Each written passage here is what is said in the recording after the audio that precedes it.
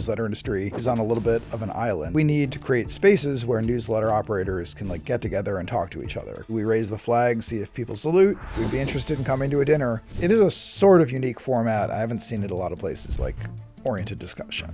Sponsors, speakers, tickets. Is that the order you went? Yes. Always have your sponsor lined up before you're booking. That's where you can get into losing money on an event. We knew pretty much immediately we could get to conference. 2,000 people who have signed up to go to these dinners, like they want to come to a conference. You're not trying to get celebrities. I don't necessarily want Arnold Schwarzenegger. The CEO or the general manager who makes that thing make money, that's who I want to talk to. Okay guys, we are back with the Letterland OnlyFans subscribers only version. We have Ryan of Ryan and Jesse fame with us today. 45 minutes ago, we did our first ever in-person recording for Letterland. Mm-hmm. Now we're here, our first live in-person with a guest recording. Yeah, this is awesome. We have 50% of Ryan and Jesse with us in the room. The guys behind who sponsor stuff, the newsletter conference, Dine and Deliver. We're going to an amazing event that they put on tonight, Duck and Deliver, like Christmas party here in New York. I'm going to say it because he's here and Jesse didn't make the effort to come, 20 blocks uptown? No, it's more, it's like 40 blocks uptown. Hoboken. It's Hoboken. It's a thing. So the better half of Ryan and Jesse, the important part. Ryan, thank you so much for joining us. Thanks for having me. Yeah, man. I'm glad you're here. I obviously know all the stuff that you're doing now. I don't know that I fully know your backstory. Like, it's always interesting to hear how people actually got into newsletters. So maybe you could just give us that first. Yeah. So newsletters came a little late for me, as anyone probably in my stage of my career, that would be the case. So my background is really big media, print media, Wall Street Journal, Time Magazine. I spent most of my career on the editorial side. I've worked at a lot of what I like to call accidental nonprofits, and I spent, time moving from the editorial side further and further into the product side because, it sort of nagged at me that like all this journalism we're doing is wonderful, but it has to connect with revenue at some point. And until it does, we are always going to be in a precarious position. Any place I'm working, anything I'm working on is going to be in a bad position. So I sort of moved further and further into product roles. At the Wall Street Journal, I was kind of involved in creating the Saturday review section, printed online. And then at Time and growing their ideas vertical and other franchises they have. And then I went, so my real introduction to newsletters happened right after that. I went to a company called Ladders, or you may know it as theladders.com.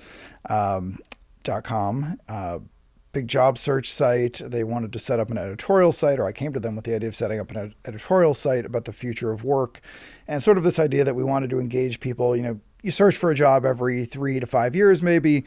How do you get people to like consume daily content and keep front of mind? Sort of like LinkedIn is, of course, doing now with a lot, heavy emphasis on content. Mm-hmm. But I went over there at just when the Facebook era was ending. Like I'd had a lot of fun riding the Facebook wave with everyone else, viral hits, but that was dying. The free traffic was dying, and as that social traffic was dying at Ladders, I inherited a very large email list that we had of everybody who'd registered for the site, and so I decided that would be our distribution, as we'll send this as a daily newsletter.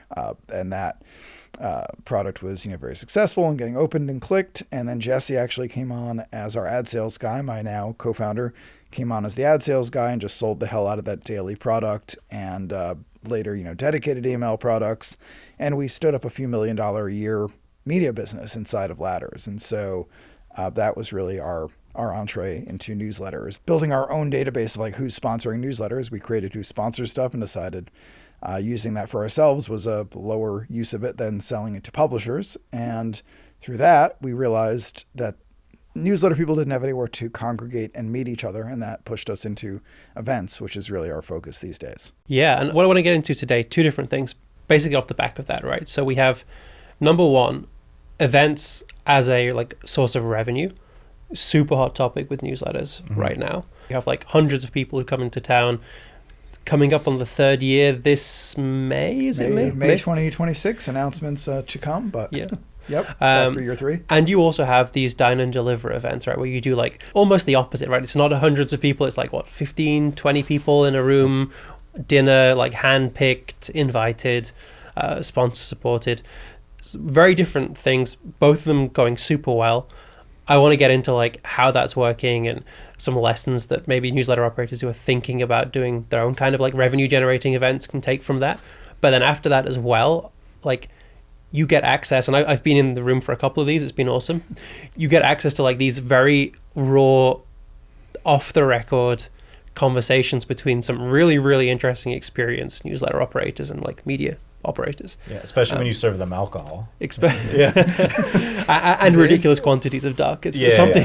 Yeah. But so like I know obviously we can't, like, it's off the record, we can't go into like who said what, but some trends have got to be emerging there. Some things are like commonalities that like maybe are top of mind and stuff that we can think about for newsletter operators going into 2026. So let's maybe start with the event side of things. Can you give us like an idea of like how that came about? Like tell us like about the first Dine and Deliver, basically. Yeah, so I mean, Louis being modest, he has bankrolled many of these dinners. Louis sponsored the first one. It's very difficult for me to get even 3 or 4 people into a room to eat dinner with me. So if I can pay an amount of money, company sponsored, to get 12 friends for an hour, that's yeah. Exactly. So, coming off of one of the online news association conferences, Jesse and I spoke on a panel there with some of the folks from Letterhead, great ESP we've done work with on events. And we, that event just doesn't really have a lot of people who are focused on revenue, frankly, and like really didn't have any newsletter people anymore. I mean, there was a time when the Skim and Morning Brew like went to those conferences, but they had stopped, and I don't think they go to those anymore. And sometimes the newsletter industry is on a little bit of an island. And so, Justin and I just looked at that and said, we need to create spaces where newsletter operators can like get together and talk to each other. Because I always look at it as sort of 3 main groups. There's pure play newsletters, people who are in businesses that are just newsletters. That's, your 1440s, your 6 a.m.s, Morning Brew, native newsletters. Maybe they've grown into other media by now, but they started as newsletters. They're newsletter native. Then you have your traditional media, which is any old line media, New York Times, Wall Street Journal, Condé, Dotdash. Well, Dotdash doesn't exist anymore. People Inc. What Ryan calls traditional media is what someone in the newsletter game, a pure newsletter game like Tyler, would call legacy media. Yeah. Who calls it legacy media is a lot is Jesse Watkins. If he watches, he ends up watching this, and I do like to correct the traditional media. Legacy just sounds so negative.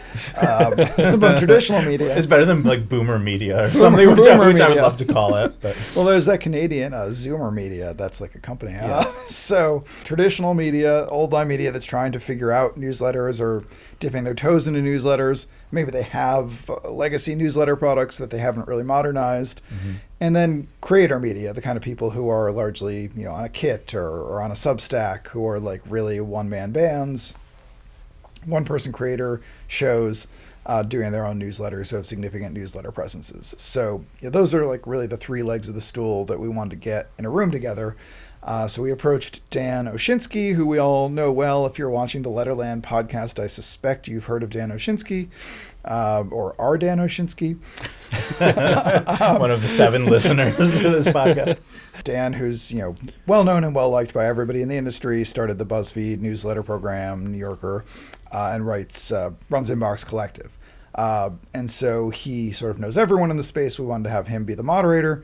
So we got him on board as the moderator. We called up Louis and said, can you write a big check? And he did. And we got together the first, 24 or so of us at Pete's Tavern in New York. And just off the record, just dug in deep on newsletter stuff. And it's, people, we keep it off the record. We tell people it's a safe space. We want you to share what you're really struggling with, what you're working on, what has succeeded for you that surprised you.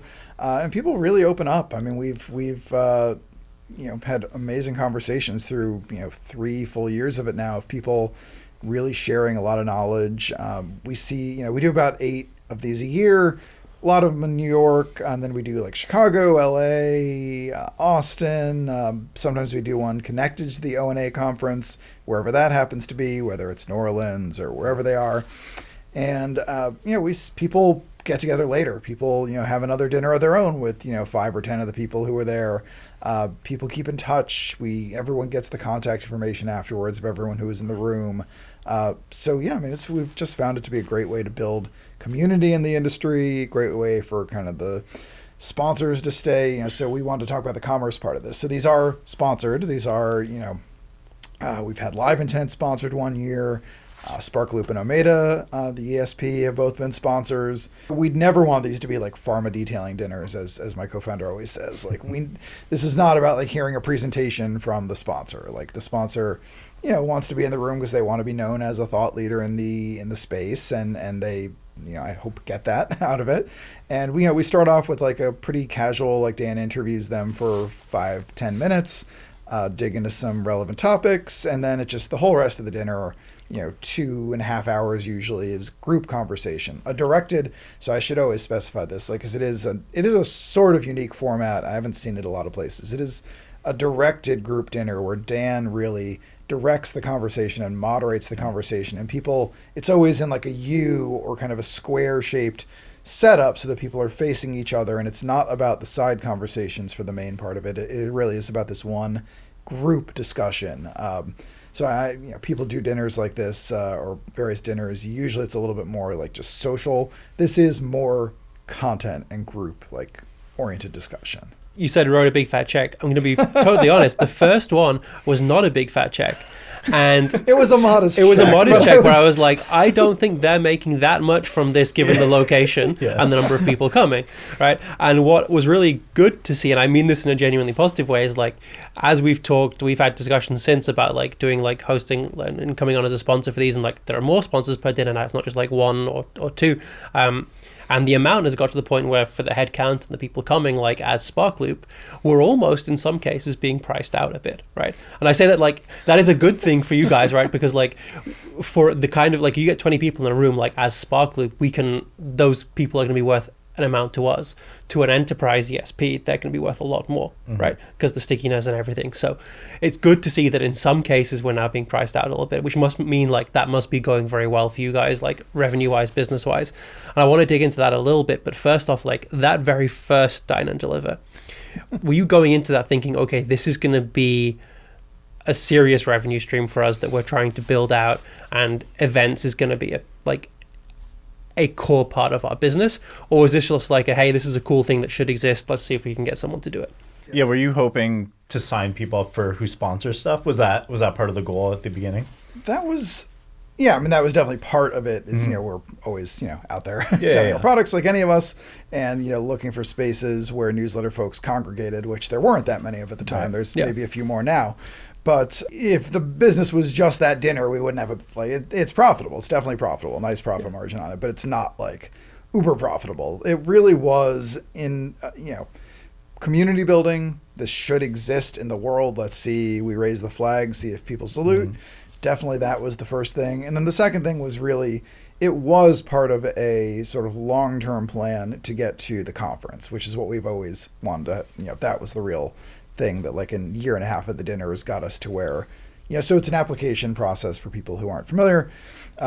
It's free to attendees. We're not charging anyone for these dinners except the sponsors.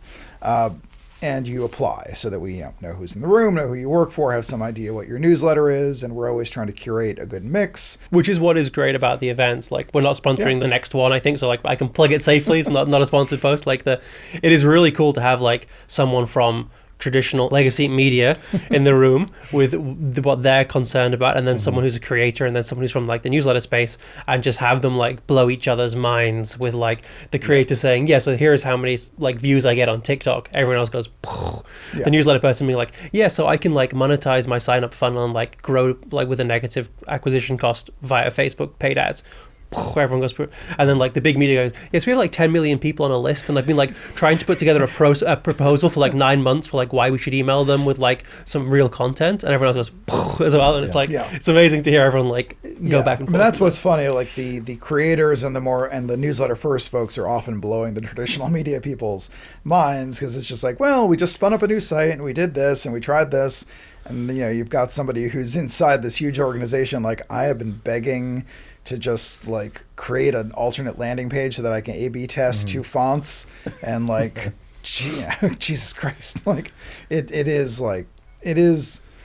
Obviously, there's a lot more innovation going on the creator and newsletter first side usually than the traditional side. And so that cross-pollination is pretty valuable to all sides. And not that there's not, there's plenty for the startups to learn from the traditional folks as well. But like the startups are obviously the ones who have a lot more freedom to experiment and do really cool things like just off the cuff.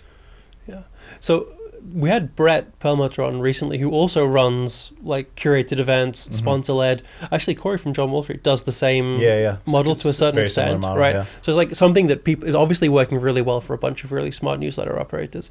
What are some of like the steps? Like if you were to go back now, and I know you have your own newsletter as well as like related to this. So like I know it's not like a pure newsletter play, but if you were to go back and sort of give yourselves advice on like how to set this up from scratch. If you were to do this again, like what are some of the things you'd be thinking about on like on the dinner series specifically? Then we'll talk about the conference in a second. No, I mean, people ask us this all the time. I mean, we came into this, we run our company, we have our newsletter, weekly newsletter, email intelligence. So we start out with an audience of, 10, 12,000 people on a list. We're starting with that as a baseline. So if you have a newsletter, you have a list, depends on your geographic concentration. Most lists are probably going to have a New York or LA or San Francisco concentration, at least, a critical mass in one of those cities. And, I just think, raise the flag and see who salutes. Who'd be interested in coming to a dinner? Fill out this form, give us your, depends on what you're doing. If you're B2B, which I'm going to assume a lot for this discussion, we're talking B2B, you just want company, role, etc. And, maybe they're LinkedIn and just get some people on a list. Dinner's not that expensive. If you can get it sponsored, wonderful. But if not, to try out a first one, what are you going to spend on this? $2,000 to $4,000? Like it's not, again, depending on your business, that may or may not sound like a ton, but like, as long as you can cover the cost of like a test dinner, and usually like honestly you can probably get a sponsor. If you're in a space that's B2B, you can probably get someone to write just call that Louis. Dinner check. Just call Louis. Louis will She's sponsor got so anything. much money. It doesn't even have to be anything about media or newsletter. I don't have that much money. I just have surprisingly few friends, right? It's like the imbalance there is the problem. That's true. I do think it is our model, at least, or the model that I've seen work is you probably don't want to be charging tickets for these events. You probably want to be in a sponsorship model where it's free for the attendee, because I do think it's hard to, I think there's a lot of ticketed events, obviously ticketed events work. We can get into that topic later, but for this specific kind of model, just find a sponsor and give it a go. Do a first one. So when did you guys know after like how many dinners was it like, okay, this conference thing is going to work out? Like we could really do this. We could get, well, I want you to explain like how many people are in the room where you do it, but when did you know that, this was going to work? I mean, we knew pretty much immediately we could get to conference. I mean, not that it was an easy road to get there, but we knew, once we raised the flag and once we promoted it and Dan promoted it in his newsletter and, a couple hundred at least, a couple hundred, probably a few or 400 applications rolled in immediately. So like, yes, we knew pretty quickly, like, yeah, we can get the people we need in the room for a conference. The economics of doing a conference, especially in a city like New York, which is very high cost, are, is another can of worms, but we knew the interest was there. We knew that like people were raising their hands and people were hungry for like gatherings in this space. How did you do the math on that? Like, what's the order of operations that you would suggest to someone doing this? Is it like, because you have kind of like the chicken and egg, kind of like almost like a marketplace problem, right? Which is like, you're gonna have to like, you're gonna need a space, but you need to know whether you're going to be able to afford it, which means you need to know, do you have the sponsors or the ticket sales? But then to be able to do that, you need to know the date and the space. And it's like, wait, you need to have some people that I want to pay to go see. Exactly. Right? Yeah, exactly. So it's like, you're not going to sign those unless you have the money, right? Yeah. I mean, it is definitely a chicken or egg sort of thing. For us, the chicken and egg solution was the dinner. For the conference was the dinners. It let us go to sponsors, including Louis, and other sponsors. Sparkling, not me personally. Not just Louis, right? I hope. You just came in with those big publisher clearinghouse checks. That's the first one was sponsored by Louis. we could pretty convincingly make the case like there are 2,000 people who have signed up to go to these dinners, like they want to come to a conference. Right. Now, coming to a free dinner can be a different thing than paying for a $800 conference ticket. So there's some faith involved there. Look, I'd say always have your sponsor lined up before you're booking and putting a huge deposit down on a space. I mean, I think you see people get into trouble that way where they make commitments on the venue and the vendors, and like that's where you can get into losing money on an event. But if you have the sponsors who at least are going to cover like the basic costs, you have a little more freedom to succeed at different levels in terms of ticket sales. So we've been lucky that the tickets have sold very well for what we've done, but like obviously that can be, that's a crapshoot depending on your vertical. Is that the order you went then? You went sponsors, speakers, tickets? Yes, until there was something to invite someone to speak at. We didn't. Yeah, I mean, we, again, like given our position in the industry and that we kind of talk to everyone in the industry all the time for who sponsors stuff, and again, had those people to our dinners. Like our dinner attendees were our speakers a lot in the first year. So like we knew the people who needed to come. Now, look, if you're trying to set up a AI event and you want to get Sam Altman there, that may be a different can of worms. But for a B2B thing where it's like you're not trying to get celebrities on stage for the most part. If you're connected in the industry, people are usually delighted to be asked. And if they don't have to travel, that's an important one. Like we did this in New York. Basically none of our speakers had to travel year one. I got to be honest, like for events that I've been a part of as well, like I think there is a direct correlation between like the more famous and like more like headliner celebrity status the speakers have, less valuable I find the event in general, to be perfectly honest. Like if you see Kevin O'Leary's at an event, sorry if he's gonna be the headliner this year. Headliner of the newsletter. No. Yeah. We really aim to make the conference like pretty practical in terms we want you to be hearing from operators, not necessarily celebrities. Like who is the person at this organization who is like in the trenches doing the growth? Who is the person like making revenue come in the door on the ad team? Like that's who we want you to hear from, not necessarily the kind of, if the founder is a bit of a celebrity, like not always them. Like the people who really are in the trenches are the most interesting to us. Yeah. I got to put you on the spot here. Who's your white whale of like a news? I would say it's probably easy, right? Because there's probably not a lot of celebrities in the newsletter space. But who's someone you guys haven't got? Look into the camera and make your bid, right? I don't think there's anyone huge we've wanted we haven't gotten. We've had Adam Ryan, which I was thrilled with. We had Janice Min of The Ankler last year, which was a huge one for us to land. We're very happy to have her there. Maybe Jake Donnelly at AMO has had a couple that we may have in the future, but he's gotten a few that we had in the past. So, we compete a little bit to get people on stage first, but... no, I mean, it's a small space, right? So there are celebrities who have newsletters, but again, like I don't necessarily I don't necessarily want Arnold Schwarzenegger. I mean, he runs a newsletter, but like I don't know that. Does he run the newsletter? I will tell you, I don't know all that much behind the scenes. I've worked a little bit with their team, but not much. But like, he's surprisingly involved. And maybe that would be a fantastic one, but I think he'd be expensive. Yeah, I also know somebody else very famous who has a newsletter, and he's very involved in it. Obviously, he doesn't write it, but there's a handful of people. So I think you actually have to like it to care. But I agree. I don't think they would offer a lot. Arnold wouldn't. It'd be cool to see him. And when you get into that world, you're talking about like actual celebrities who might have some kind of 6-figure appearance fee, and that's just not ever going to make sense with the economics of what we do. But if there's a person who is like, I don't want to go on this specific example because it's a real organization and I don't know anyone there, and so I don't want to be stupid, but like, if there's the kind of CEO or the general manager who makes that shop run and like makes that thing make money, that's who I want to talk to more than I want to talk to Arnold, however much I might like Arnold. Which is I'm just going to say this, like the sucky thing about that is people behind that kind of company. So there's like Arnie's newsletter, there is Tom Brady's newsletter, Matthew McConaughey. There is a bunch of these, even some of like the more creatory focused ones, like Jay Shetty's newsletter, James Clear, Tim Ferriss. There are I mean, they're all insanely smart people. They have insanely talented smart people like behind the scenes running that stuff.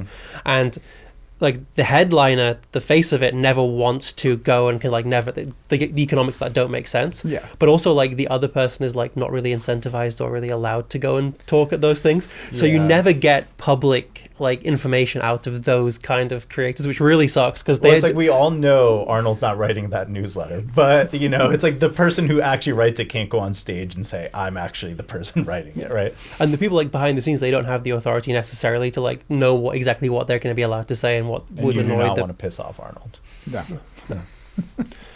I think that's something we can all agree on. So, I mean, I guess let's get back to the newsletter conference. You had the sponsors locked in. You went out and got the speakers. You go and sell the tickets. Year one just didn't go so well. Came in year two, you crushed it. Well, I mean, the thing we just axed from year one to year two was at lunch, we tried these sort of lunch and learn tables. And if you ran one, which I think Louis did, no offense to anyone who ran one, they were run wonderfully by the people who ran them. But the space at the particular venue we used there, the Time Center, it just wasn't conducive. It was too loud. It was too cramped. People tried to get around the different tables and like were disappointed if they couldn't really squeeze around the table. And so, you know, we wanted that lunch period to be used in a really, you know, in a people to get some utility out of it, people to really pack in some learning. You're paying money to be at the Time Center and learn about newsletters all day. Let's teach you some stuff, right? You know, very directly. And I just don't think the experiment worked, and we killed it for year two and just had an extended lunch period for more networking, because that was the other. Yeah. I think almost if you run any event, any conference, the biggest piece of feedback you're going to get no matter what you do is, I wish there was more networking time. So we went big on like a very long lunch period, and you know, people still want more networking time, but I think that at least partially scratched that itch for people. Yeah, that was like the number one thing from both years for me, for sure, was like you have the evening before if you do the VIP dinner, or if you just come into town and you meet up with people, great. You have the like leaving, what do you call it, like the after drinks thing. Yeah, the cocktail reception, which you guys exactly. And Kit sponsored last year. We have a VIP dinner. People who buy VIP tickets come to a dinner the night before. That's a great networking event. The cocktails are a good networking event. And yeah, we try to build in a lot of time during the day for people to network and to go visit the booths. And we actually did this last year. We did this booth passport system where you could stamp every booth you went to and like be eligible for some little prizes. The drawing of that was chaos and didn't really work, but people were very into the passports and went and got their stamps. So people, it was kind of a corny idea that Dan had seen at a Dan Oshinsky MC's the conference as well as our dinners. He'd picked it up in some European conference, and while it sounds really cringy, and I admit that, it like people were into it, like people like got into it. So we'll probably do that again. So yeah, the lunch and learns were definitely a do not do again, and just like generally giving people more networking time was one of the biggest upgrades in year two. How do you guys pick between 1 and 2 days? Was it a cost thing? You know, it's interesting. So again, if you're listening to this, we live in a small world. Jacob Donnelly, who runs the AMO conference in October at the same venue, the Time Center, he went and did a 2-day thing for his third year of the conference this year. It is expensive. You are paying an extra fee at the Time Center, which is not cheap. Nothing is cheap. This is New York City. You're paying for another breakfast. I think he ended before lunch, so he didn't have to pay for another lunch. I think he's happy he went to the 2 days. I don't think we're going to, because you kind of have to backload your content is one of the things there. Like if you're going to do something like that in New York, you need people to like stick around for the second day and have a reason to come back. You know, in a busy week, everyone's weeks are busy. So he had Wall Street Journal editor Emma Tucker and Katie Couric on day 2. So he did a good job of backloading some really big, heavy-hitting interviews on day 2. But it's expensive. It's definitely expensive to do another day. And he charges a lot more per ticket than we do. So hopefully people feel like that gave them a lot more value. Yeah, and I think what's happened over time as well, like the first year I left feeling like that really should have been a 2-day thing. And then the second year, you started to see. Like, I can't do it. Yeah, like, this should have been a half. This could have been an email. No, it should have been 2 days. But then the second year, like people had like sort of there was a lot more happening around like the day before, the day after, because people knew it was a Yes. 1 day thing. So like it was already, especially if you'd been the first year, it was a 2.5 day thing, basically, essentially for us already, without us even having to organize stuff. Yeah. I think that's what it has become, is like there's just like people who are in town before, after, they're doing stuff and meeting up and putting stuff It's together. like the Super Bowl, right? There's events happening all around it. It's Yeah. Yeah, I mean, that's Super Bowl for newsletters. That's exactly what we found, is that people, and you could take one of two attitudes. You could be annoyed that people are sort of free riding on it, but we take obviously the opposite attitude, which is like, it's great. We've created a tent pole. People are programming around it. People are going to have their own dinners. People are going to have their own little gatherings. That's fantastic. That's good for the space. And yeah, I think that's part of why it doesn't feel as urgent to us, that it already is a 1.5 day thing with the VIP dinners. Right. With everything else people end up doing, it is probably feels like about 2 days. We always do it on a Friday. We love the Friday date because people kind of make a long weekend, some of them in New York. The Time Center, for some reason, considers that like a discount day. Like they consider that like a less valuable day. I consider it a fantastic day to do an event. They shouldn't listen to this podcast. Nobody should, let's be honest. Yeah. But, I think possibly you could do like a Saturday brunch or something fun the next day. Like, I think there's things you could add on to it, but I don't feel like I don't currently see us wanting to do like a 2-day at the Time Center thing. Because something that I really like about how you run the event, which isn't the case in other events where I've been like just a normal like attendee or a VIP or a speaker, is most events, once you get into like the hundreds of participants, will have a dedicated speakers area. And you do have like the backstage bit where you can like get ready and stuff, and like people go in and grab a bottle of water or something when you're speaking. But like what happens at other events is you basically end up with like everyone that everyone wants to meet and all of their friends and anyone who's just like interesting or sort of like influential in general is off in some private room all chatting together, and you never see them for the entirety of the conference. And what's really nice about the newsletter conference is there is none of that. Like people are there on the like at the dinner, they're there throughout the day for the most part, like watching and talking and just being present and available. That's quite unique for a conference of its size, and it definitely contributes to it being useful, I think. Yeah. It's nice for people like me to be able to talk with them. Yes. Not have to chase people into the green room. That's good to hear. Yeah, I mean, it is. It's a tight space, and I think it does feel very democratic and very accessible in that sense. What's something you're changing then for this year coming up? Like, because I think we have to wrap up in a minute. What's like something that over the first 2 years you've realized, like now going into year 3, that you want to do slightly differently or improve upon, or I think the ice sculptures. Get Arnold in 2 days, right? Is that what I'm hearing? Yeah, ice sculpture of Louis, Arnold. We're just going to blow all the money on celebrity speaker fees. I don't know that we have anything major that I can say yet, but there will be changes in year 3, and it should be. We already have some speakers lined up that are fantastic, and it'll be a lot of fun as always. The tickets are already out. thenewsletterconference.com. I love it. And I love the simplicity of the name of everything you guys do. Like, it's amazing. It works for someone with a brain like I. We keep it very very literal. Straightforward. Yes. Nice. All right. Thank you for joining us. It's been awesome. We're excited to hopefully be at the newsletter conference and see year 3 and support it. And Am I really the first live in studio guest? I know we seem like such seasoned pro at this, but it's true. Yeah, the first Letterland guest in person. We can break whatever wall this is and give it like a handshake. We've lost the mic, but there we go. I don't touch Tyler for obvious reasons, but that's All cool. Right. Thank you very much. Thanks, man. Thanks a lot.